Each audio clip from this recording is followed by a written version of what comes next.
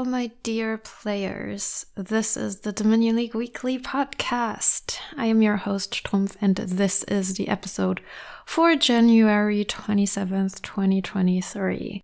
If you're listening to this episode the day it comes out, today is International Holocaust Remembrance Day, and I would like to invite you to take a minute to commemorate the victims of the Holocaust.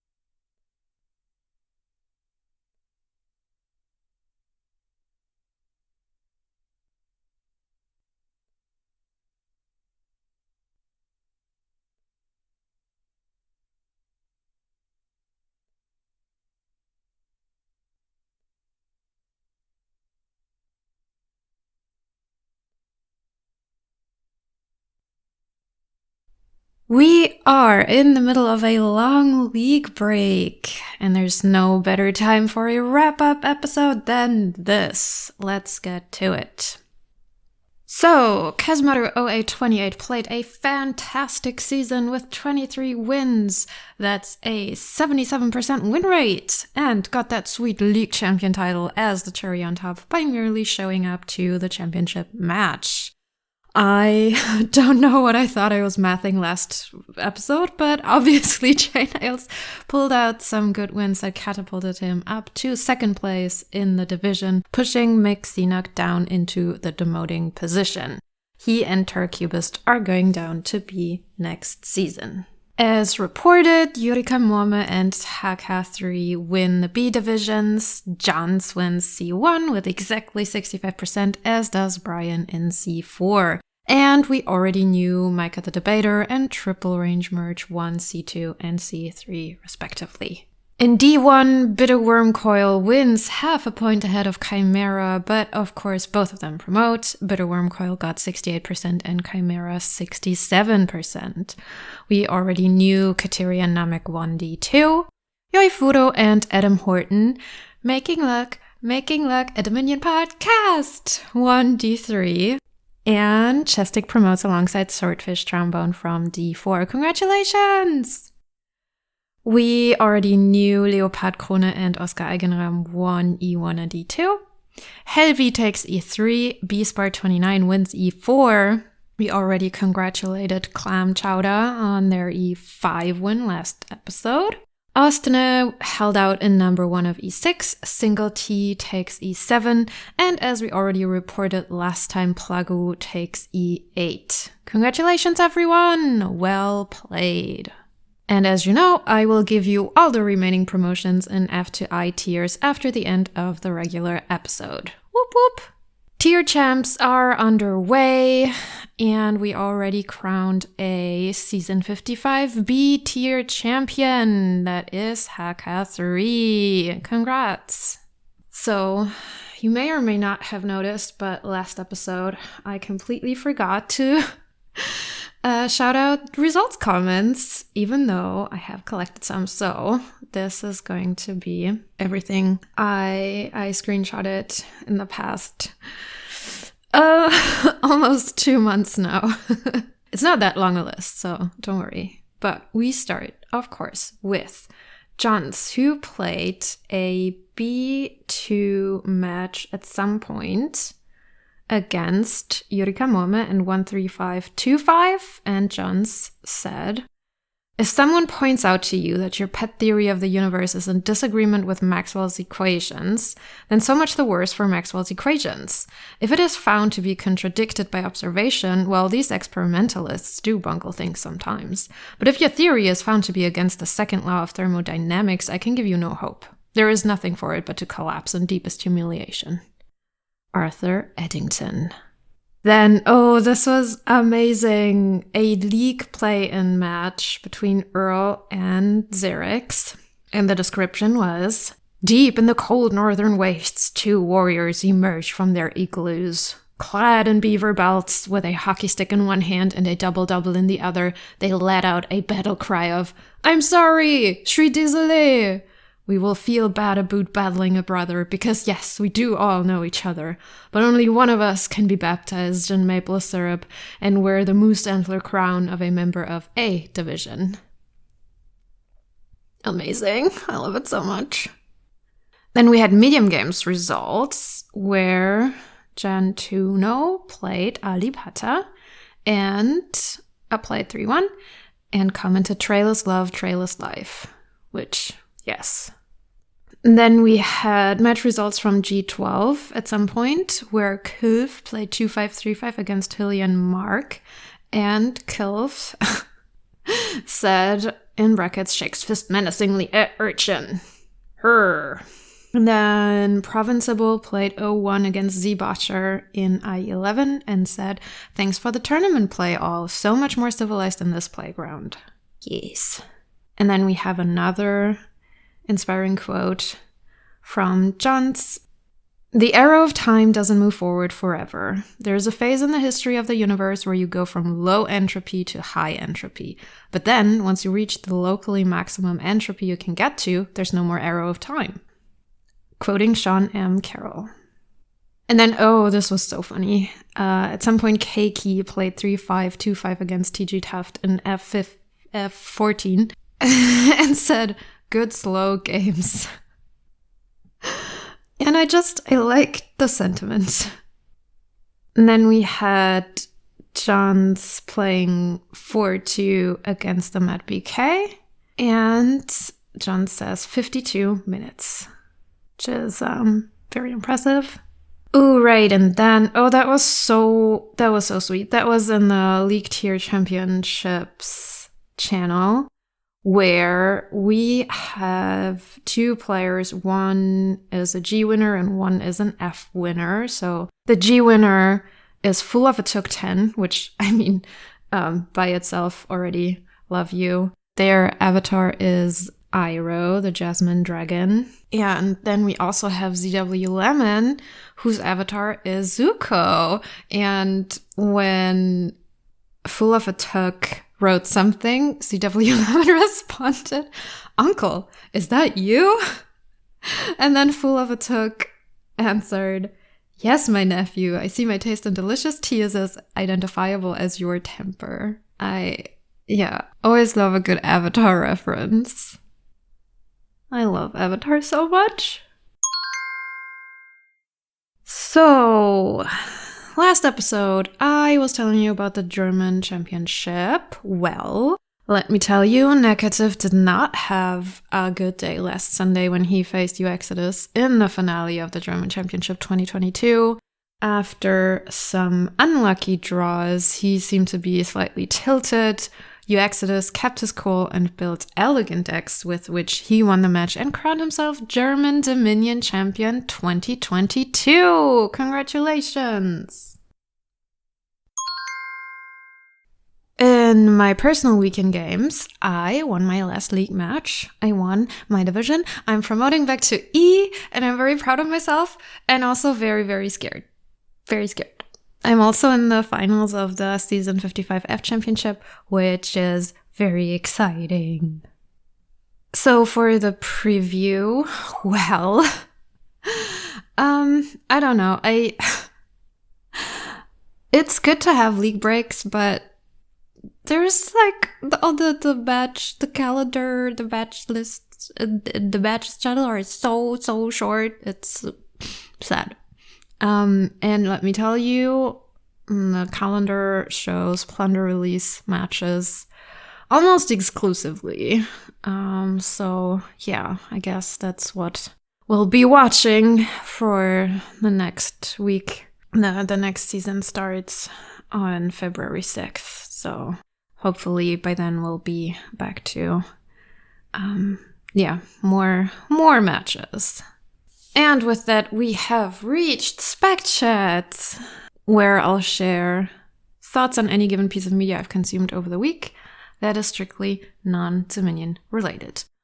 Well, I had a great, very lazy weekend last weekend and listened to basically Hunger Games Part 2 and 3.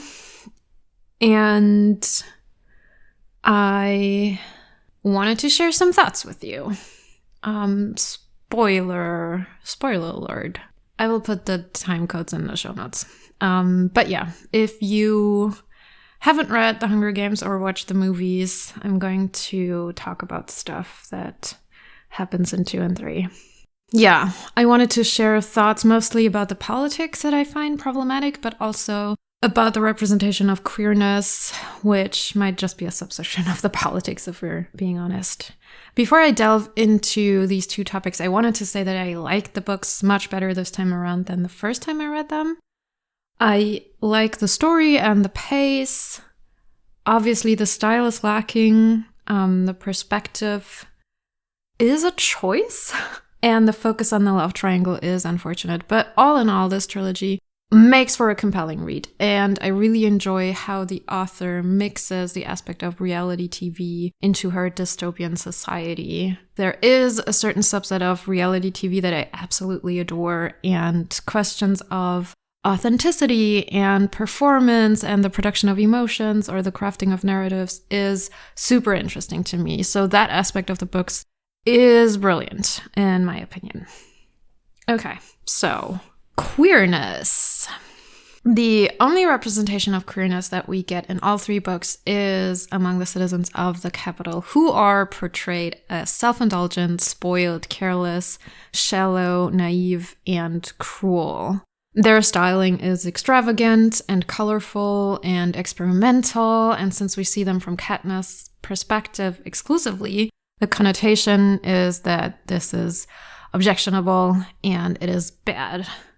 Now, you could argue that since the districts are poor, they can't afford colorful clothing or the means for self-expression, which I would say is probably true to a certain extent. However, the notion that extravagant styling or placing importance on outward appearance is inherently bad is problematic. And I would also argue that there is no correlation between poverty and lack of self-expression. Sure, you can't afford high-quality materials, but you can express yourself by styling, and the way you dress just the same. In book 3, when Katniss and her squad are in the outskirts of the Capitol and shooting propaganda videos, it is mentioned multiple times that the glass of the Capitol building windows that she and Gale destroy is rainbow-colored. I very surprisingly don't like this framing, even though I don't believe it was intentional, but still. The word rainbow is mentioned multiple times. And I find the messaging concerning. What is even more concerning is that the only time we hear about non-hetero relationships in all 3 books is in the context of abuse. Again, this is linked to the Capitol citizens exclusively. Finnick recounts his experience as an underage handsome victor of the Hunger Games, who is subsequently sold by the president to rich citizens for sexual purposes. This by itself is supposed to evoke shock and disgust, and the revelation of perceived sexual deviancy is supposed to shock even more. I find this particularly frustrating because, 1, don't try to tell me there are no queers in the districts, and if you are, congrats, you managed to come up with a true dystopia, and I don't believe that aspect was what you were thinking of when you were trying to come up with a dystopian society. And 2, for fuck's sake, can we not reproduce harmful stereotypes about queer people as being pedophiles? This is so... I'm so angry about this. It's so harmful. I guess in some, the idea that queerness, and I mean any form of desire that is not heterosexual, is some sort of luxury that you can only afford when you're materially affluent is wrong and bad and very, very harmful. These books are from 2008 through 2010. Yes, that was a while ago, but no, I don't think that's an excuse. All right, and now about the politics. I remember I felt very confused about the politics of the books when I read them the first time and or saw the movies. This confusion is still there after this reread.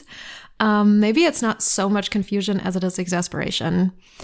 Now, I don't know much about Suzanne Collins' politics, but to me these books very much read like the sort of indifferent, uninformed mainstream idea of politics where you see the conservatives and the progressives as basically the same. In Germany, there is this myth of the Hufeisen, the horseshoe, that imagines a neutral political center and the left and the right as two extremes that resemble each other in means and conviction. And I feel like the Hunger Games does the same thing, especially in book 3, where you have the same exact setup as in the previous books. You have Katniss before the reaping, then being prepared for the games, undergoing training. There is the final examination before the game makers, and then the games. In Mockingjay, she does the same thing, only now in District 13 as part of her military training before passing an exam and being sent to the capital, which is this book's arena. So already in the structure, the rebels are being presented as the same as the capital, just from the other side. Adding to that, we have the punishment and torture of Katniss's prep team at the hands of the rebels, and of course the final trap where the capital children are bombed, then medics rush in, including Katniss's 13-year-old sister, who are then murdered in turn so that the rebels win the war? I don't know, this part just never really made sense to me. Why does this bombing of children end a war?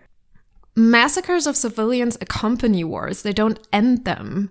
There are sometimes massacres that accompany the end of wars or result out of the ending of wars, but not the other way around.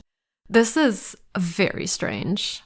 Overall, however, we have the same old story of the revolutionaries who use the same methods as the oppressors, and are they any better then, huh?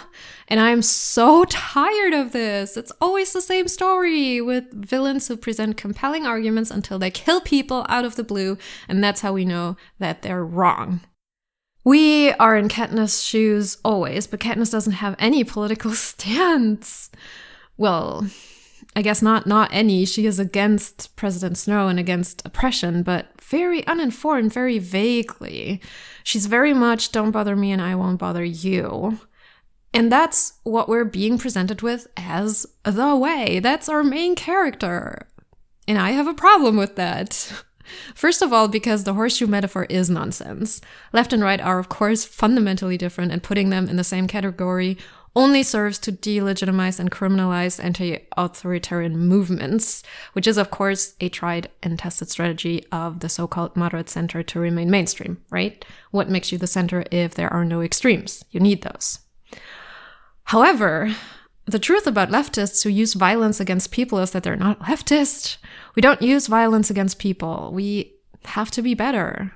The moment Gale says, well, our people were trapped and killed, so we have the right to trap and kill vulnerable groups, i.e. children, medics, etc., is the moment where this stops to be about left and right. So unless Suzanne Collins wanted to write a young adult novel that presented one fascist organization trying to take over another, more fascist organization, I object to the way she imagines the organized left. Now, can we criticize the left? Yes. Of course, always. Do we have cause to? Plenty. Not this way, though. Not this way. This is an extremism of the center par excellence. These books tell you that both sides have it wrong, and what you should do is get away from both of them and keep to yourself. Politics are lies, and you should try not to get involved with it. I'm not saying that what Collins imagines here has never happened in history, because it has. I just think it says a lot about your own understanding of politics and ultimately your political stance if you choose to depict a rebellion trying to overthrow a fascist government the way she did in her trilogy. All right. Now, I've got a little snippet from my conversation with Donald X for the Advent calendar for you that didn't make it into the tours. I think I've told the story. We can try to think if there's something else to say about Changeling. How do you like the Changeling art? So yeah, Jay has found almost every artist. Someone I know was interested in doing a piece, and they did one piece. And it was very nice, but people didn't like it. And I think she just didn't have the time to do more. She might have. That piece is Wolfman. Mm. There was a little more art because she drew it in the wrong dimensions. But Jay finds all the artists, and over the years things have changed so that first I had very little to do with the art. And then I was approving sketches and giving the artists notes that were very simple because people had drawn the wrong thing. Yeah. Like famously turning into Goons art for Pawn, Ooh. which is where Goons came from, was trying to make a card for that art. But there were several times. So then I was saying, okay, here's a simple description of the art, and we never have. It's never gotten that detailed. I really would like to leave it up to the artist if I can, as long as they're illustrating the right thing. Like there are all these things where there's all these different approaches you could take, and I don't have picked it. There are a tiny number of cases maybe where I have to some degree. The big thing that's changed since when I first gave the artist notes is that now I specify gender and race because otherwise we'll be all white men. Yeah. Even the women artists tended to draw men, though they were more likely to draw women. Mm. And if you just specify that half the cards are men and half are women in the artist notes, if I say this one is a woman and this one is a man, and it's 50-50, there will be more men because they will add random people to some art that wasn't about a person, right? It was a building, and they show a guy in front, and they're more likely to show a guy than a woman. And you'll also have art description. Now you're getting this big speech. You'll have art descriptions show a crowd of people, show both men and women, and they'll show all men. They'll just have forgotten. Crowd of people, oh, all men. And it depends on, you very often can't catch that in the sketch.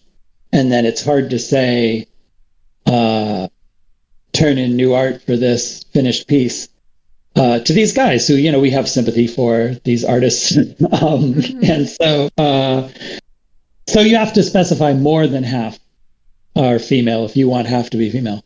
So that's what we do.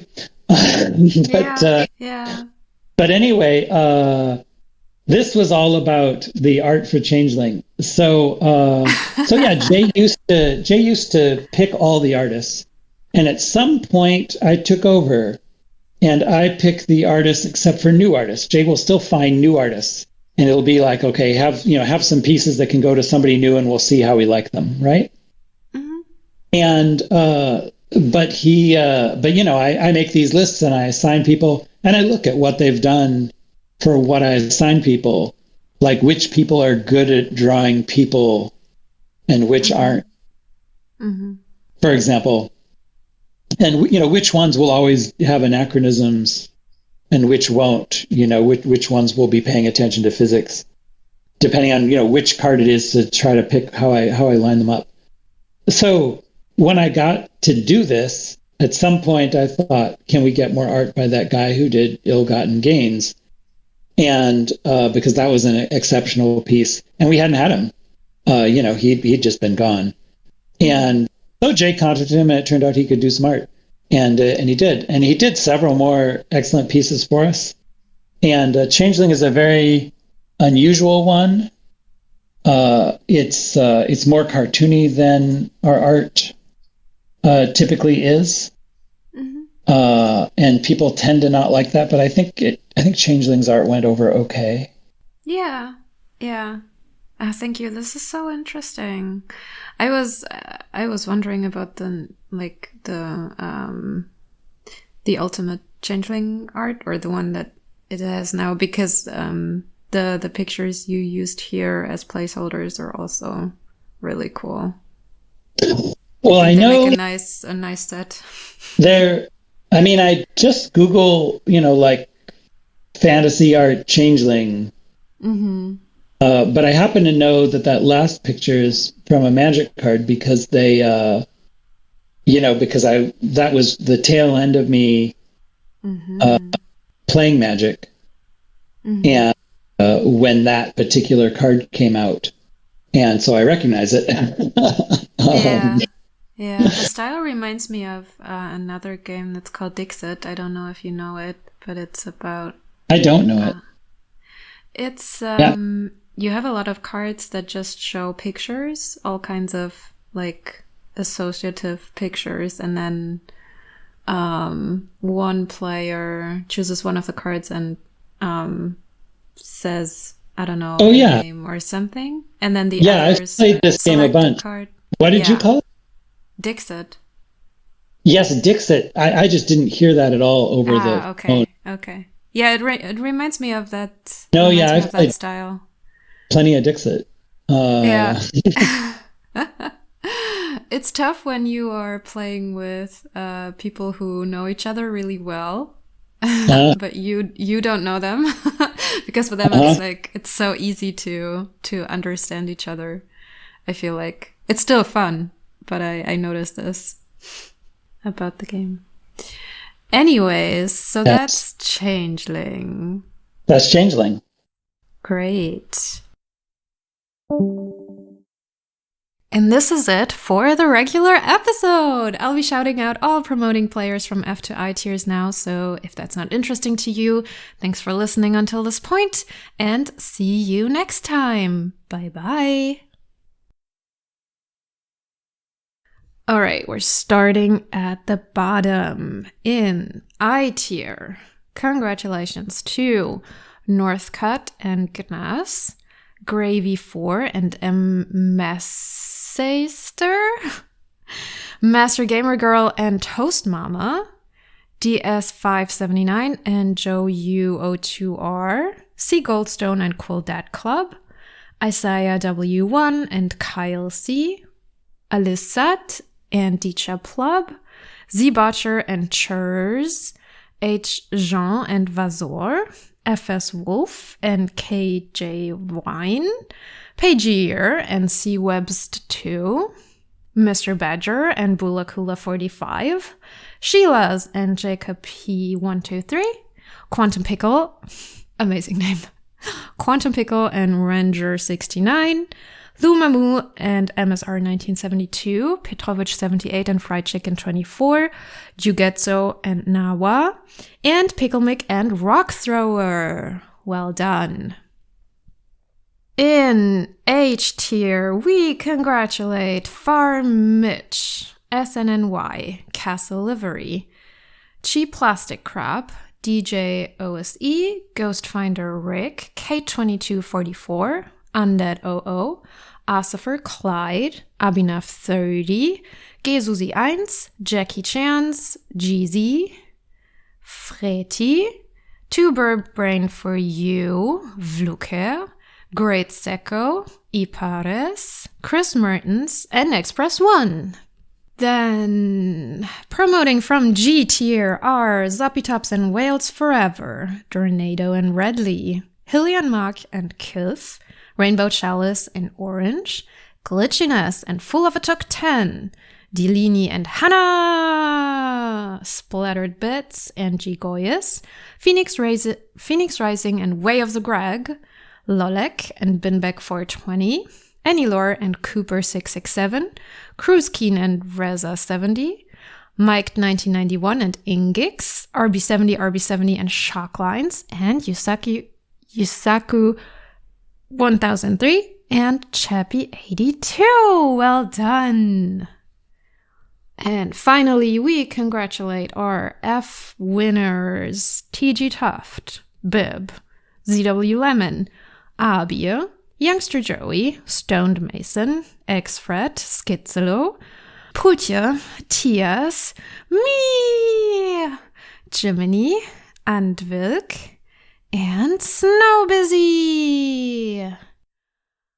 Congratulations to us, and well played, and good luck everyone next season. And that's it for this episode. Thank you for tuning in. You can find me on Discord for feedback. I am at Strumpf, and I'll catch you all next time. The game has ended. Bye!